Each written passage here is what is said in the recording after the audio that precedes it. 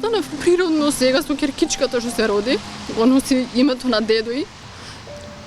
Татко ми беше пресреќен. Ме боли моментот што не ја дочека.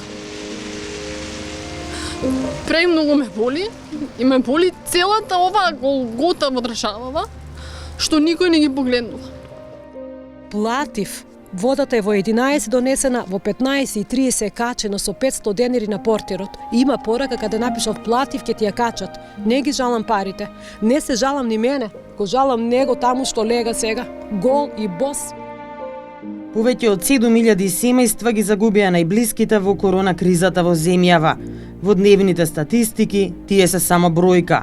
Во реалноста тоа се семејства чиј живот веќе никогаш нема да биде ист.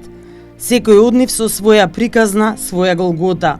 Со голем револт од здравствениот систем во земјава, некои од нив раскажуваат ништо се поминале за да ги спасат своите блиски, но не успеале. Дел од нив се разочарани од третманот на болните, дел од матичните лекари, а некој од тешкотијата да се најде место во болниците. Верувате во доктори, верувате во целиот систем. Сега да се вратиме назад, верувајте, никој не би го однесле во болница.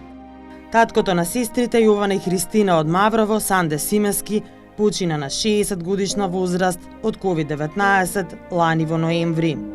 Дента кога татко ми го добие тестот за дека е позитивен, не е испратена да прима, да му се испита дедимери, меѓутоа тогаш немало реагенси. И татко ми е вратен дома, и покрај тоа што матичната самата знае дека татко ми пред 5 години имаше инфаркт.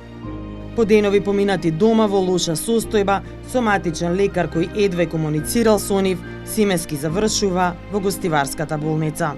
Како што стига болничкото возило, стига само со шофер, ни сестра, ни доктор. Татко ми не можеше да стане од кревет, мајка ми го носеше доле до возило.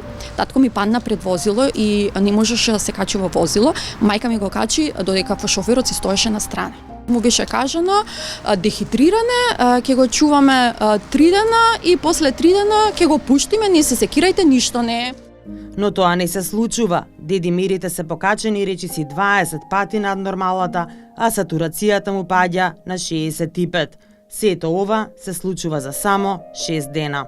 Не беше татко ми тој што беше пред, за да биде примен во болница. Беше цел модар. Семејството дава се од себе за тој итно да биде префрлен на инфективната клиника во Скопје. Докторов, кој што го водеше татко ми, не беше во моментот кога требаше татко ми да се отпушти. Океј, друг беше тука на смена и ни вика, слушајте, ако не ви го примат во Скопје, немојте да ни го вратите тука и да ќе ви го оставам по ходници.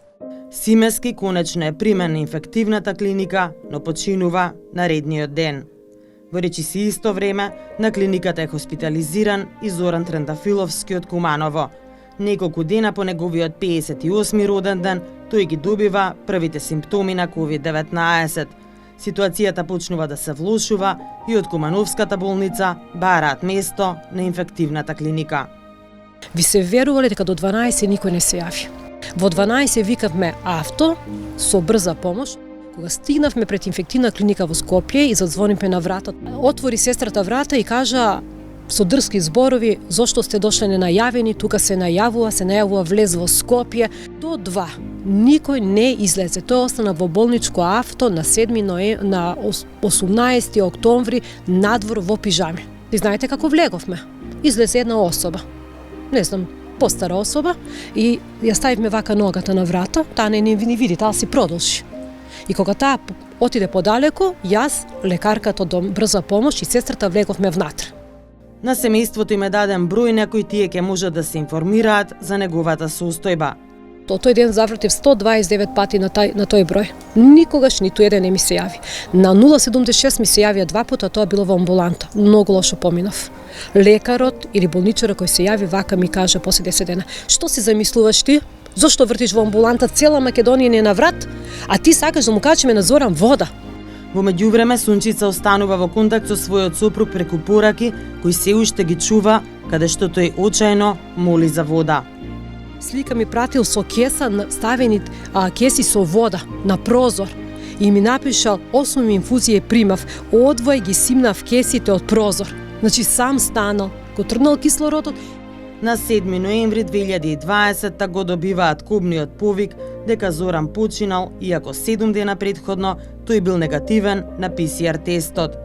Дилемите на семејството остануваат, дали нивните блиски биле лекувани како што треба, дали ја добивале редовната терапија, дали добивале соодветна нега, зошто не им било дозволено да ги видат своите блиски и достојно да ги испратат.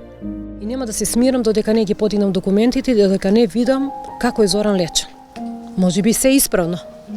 А ако не е, Од Министерството за здравство велат дека здравствениот систем соодветно одговорил на сите предизвици во пандемијата. Од почетокот на пандемијата со COVID-19, здравствените работници од јавното здравство се во целосна мобилизација и ротација и се вклучени во лекување на пациентите со коронавирусот. Министерството по потреба ангажираше здравствен персонал и од приватните здравствени установи.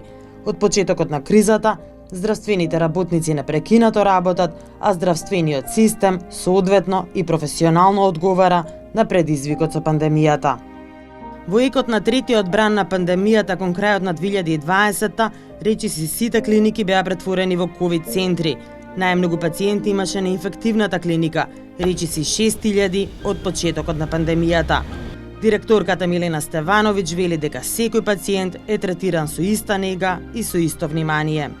Не постои идеално подготвен систем здравствен, ма било каде да е тоа, кој може да одговори на вакви пандемиски размери на ширење на болест, кога капацитетите и потребата од здравствени услуги, здравствен персонал, од лекови, од диагностика, од се е многу кратно поголем од она што се случува и се очекува во едни нормални услови.